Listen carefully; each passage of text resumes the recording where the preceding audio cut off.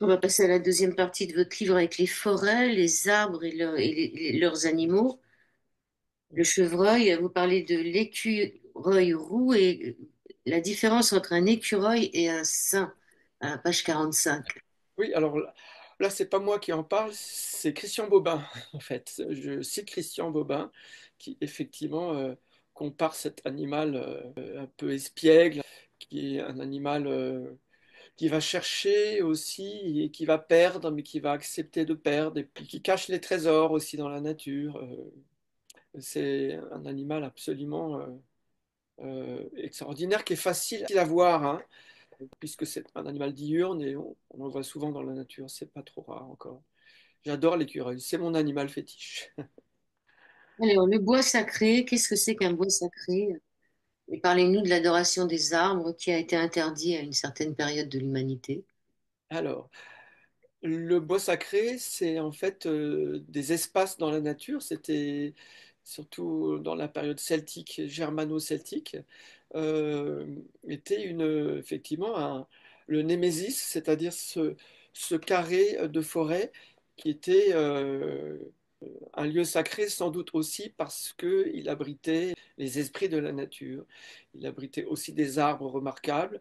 Et donc, on a délimité ce bois sacré aussi, notamment à travers le secteur du mur païen, par exemple. Pour moi, le mur païen, l'enceinte du mur païen de Saint-André, on en parlera sans doute tout à l'heure, est un bois sacré. Qu'est-ce que je peux dire de... Ah oui, et la deuxième partie de la question, c'était Cette adoration des arbres qui a été interdite à une certaine. oui. Oui, bah, c'est vrai que à une époque mais relativement tardive, je dirais plutôt à partir de la Renaissance, pas forcément le Moyen Âge. Le Moyen Âge, on était finalement assez ouvert parce que c'était cette période un peu transitoire où le monde celte a fusionné avec la chrétienté. Et à partir du XVe siècle, effectivement, il y a eu une sorte d'idéologie selon quoi adorer la nature, ça nous sépare des églises, ça nous sépare de Dieu. Donc il fallait absolument retourner dans les églises. Et on a d'ailleurs, dans les Vosges, il y a eu des procès en sorcellerie qui ont duré plus de 200 ans, hein. C'était terrifiant, du 15e au 17e, début 18e. Ouais. Et il y a un livre notamment qui est effrayant, mais qui est vraiment intéressant à lire, c'est du Vosgien Pierre Pelot, C'est ainsi que les hommes vivent. C'est c'est une somme qui raconte effectivement sur le versant de Remiremont tous ces procès en sorcellerie où on a chassé, pas seulement les femmes, mais les hommes et les femmes adorateurs de la nature. Mais le sanglier, d'ailleurs, était diabolisé aussi, le sanglier. Oui, oui, oui, mais il n'est pas du tout dans d'autres civilisations. La chrétienté, à une certaine époque, a sans doute un peu dérivé. Ouais. Et pourtant, le cerf était comparé au Christ, le cerf des cerfs qui meurt et qui ressuscite. Donc, quelque part, Le cerf, effectivement, est un animal qui perce ses bon. bois. Et donc, on l'a comparé effectivement à la couronne du Christ. Parallèle et saisissant, je trouve intéressant. Un animal du renouveau, de la renaissance, de la puissance. Les esprits dans les arbres, et vous parlez des bûcherons qui avant frappaient l'arbre avant de l'abattre pour Oui, permettre à l'esprit de se sauver. oui, oui, bah ça c'est un ami sourcier qui m'en a parlé et j'ai trouvé ça très très beau. Et effectivement, nous par exemple, on a dû abattre un arbre dans notre jardin parce il était, il pouvait être dangereux. Et on l'a prévenu un peu avant parce que effectivement, certains arbres sont habités par des esprits, donc autant les prévenir parce qu'ils peuvent se retrouver bloqués aussi si on les prévient pas. Alors, on appelle ça des arbres maîtres, mais comment reconnaître un arbre maître? C'est une affaire de ressenti. C'est aussi sans doute lié à l'histoire de l'arbre aussi, au lieu dans lequel il est. C'est aussi son âge sans doute, mais pas nécessairement. Il y a des jeunes arbres qui peuvent être des arbres maîtres, sans doute aussi parce que un arbre plus ancien a transmis son savoir. C'est comme les humains finalement, hein. Il y a une sorte, les arbres peuvent être, certains arbres peuvent être initiés quelque part à la nature et être les gardiens du lieu. Et juste pour vous raconter, quand j'ai construit le livre, j'ai eu un certain nombre d'embûches techniques sur la création du livre et en fait, j'ai réalisé qu'il y avait certains lieux qui refusaient en fait que je les représente et certains arbres parce que je n'avais pas demandé l'autorisation à l'arbre ou au lieu. Et donc, je les ai retirés, voilà, et j'en ai placé d'autres. Et puis, tout est rentré un peu mieux dans l'ordre à partir de ce moment-là. C'est intéressant. Alors, en troisième partie, je crois que c'est partie géologie complexe. On peut déceler des paréodolies, ces curiosités de l'imaginaire, c'est-à-dire on peut voir dans les feuilles d'un arbre ou dans une pierre, on peut voir des visages ou des choses, et ça nous est arrivé à tous, hein. Oui, oui, oui, oui, ben ça, c'est. Je reviens à notre esprit d'enfant, hein. Dans la nature, la pareidolie, ça a été considéré comme une maladie psychologique dans le grand répertoire des 5000 maladies psychologiques contemporaines. Et en fait, c'est un phénomène où on va trouver, reconnaître. Là, par exemple, je fais face à un petit mur de pierre à l'extérieur de la maison, puis là, je vois un visage dans la pierre. Alors, sans doute suis-je un peu malade psychologiquement, je ne sais pas, mais je ne pense pas. Je crois que c'est mettre aussi de l'enfance et de la poésie dans la nature. Effectivement, dans les nuages, dans les écorces des arbres, dans les pierres, on peut voir des personnages. Alors, est-ce que ce sont des gardiens? Est-ce que ce sont le fruit de notre simple imaginaire? Je ne réponds pas à cette question. La roche au fée, il y en a beaucoup des roches au fée un peu partout sur le massif, Ouais. avec des présences des êtres de la nature ou les prêtresses celtes qui officiaient. Vous avez déjà vu des fées, vous, des choses comme ça? Alors, il me semble me rappeler que vous m'avez déjà posé la question il y a 10 ans. Je ne les vois pas sous cette forme-là. Et je crois qu'il ne faut pas se mettre des certitudes méthodologiques comme quoi les faits ressemblent à ça, etc. Par exemple, si, il y a ce qu'on appelle les herbes des fées.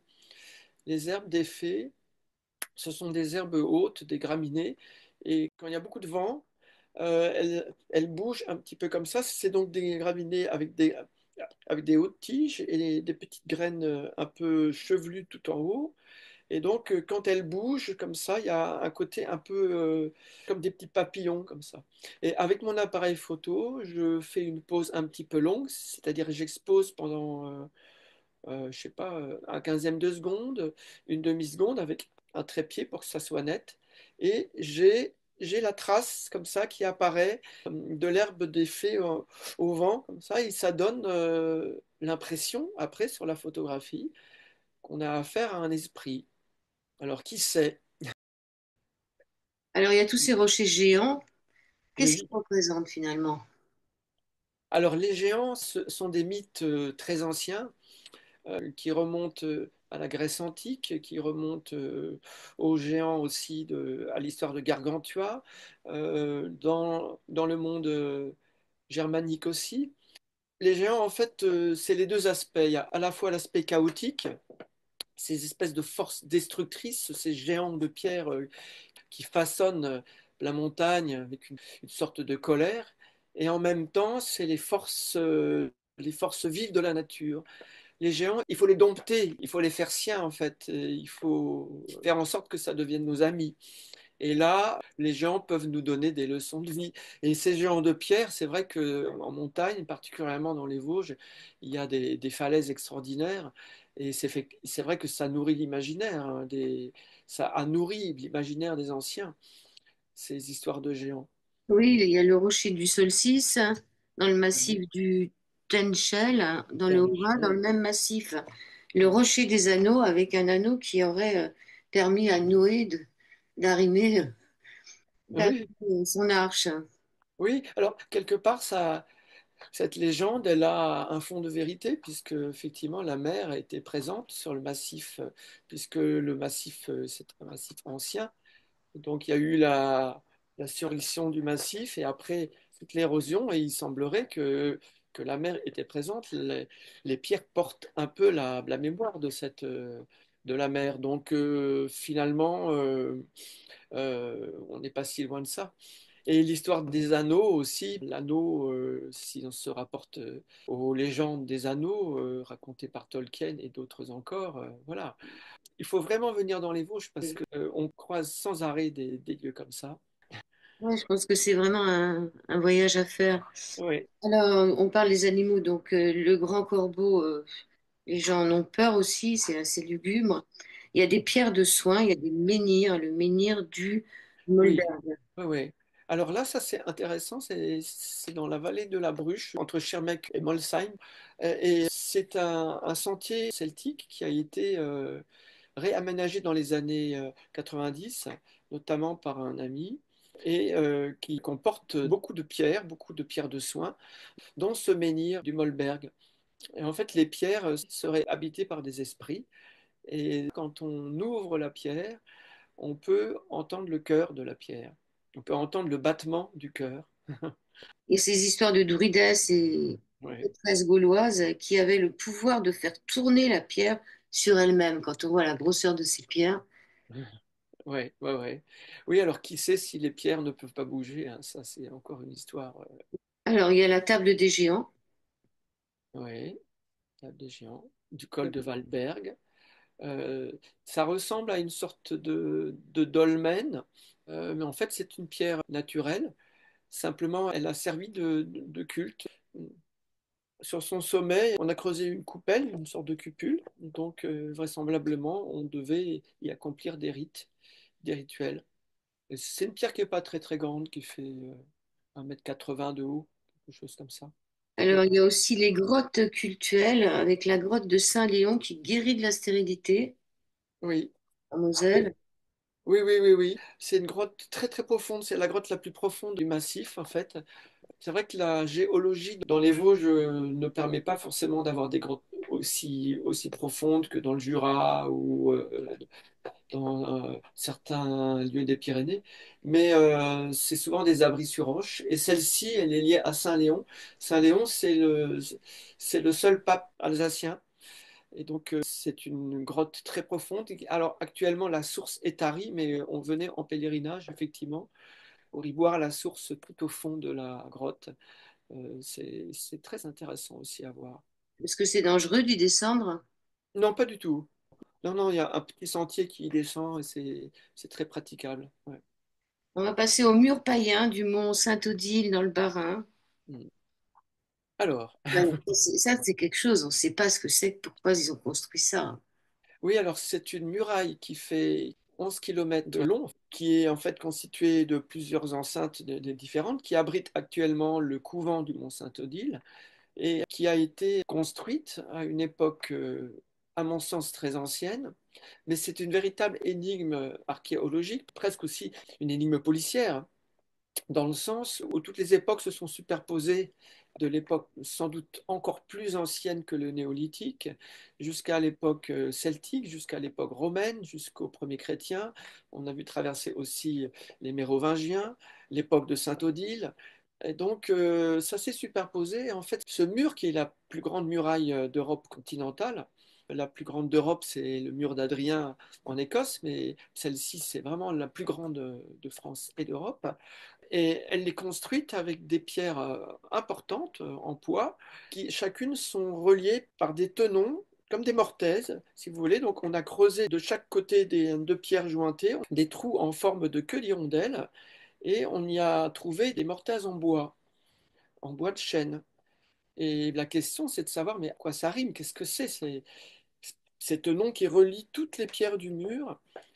Et en fait, on retrouve le même mode d'assemblage en Égypte, au temple d'Edfou. On retrouve le même type d'assemblage à Troie, sur la ville de Troie en Grèce. Et donc, on ne sait pas à quoi c'est dû. Mais alors, il y a une théorie, c'est celle que je retiendrai, qui est que ce mur païen a été construit pour délimiter un bois sacré, pour délimiter un lieu sacré, et aussi pour accentuer son énergie. Ok. 11 kilomètres Voilà. de long, est-ce qu'il tourne en rond et quelle est la hauteur de ce mur? Il- Alors, elle est variable parce qu'en fait, le mur a été remanié. D'ailleurs, à preuve, des fois, les pierres ne se joignent pas. Enfin, les tenons, les mortaises ne se joignent pas. Et il y a quelques endroits, quelques centaines de mètres, où le mur est authentique. En fait, le mur ne devait pas être nécessairement très très haut. Il devait faire entre 1,50 m et 2 mètres maximum. Voilà. Oui, c'était quand même un mur. Et donc, il y a Oui, le rocher de Watstein, qui est une du pile, Warstein, oui, oui, oui. c'est une pile énergétique qui se retrouve au milieu, c'est ça? Elle n'est pas au milieu, elle est séparée du mur en fait. Elle est reliée au mur principal par un autre mur de pierre qui vient rejoindre cette pile en fait. Et donc elle est à l'extérieur du mur. Et c'est vrai que c'est très très puissant, hein.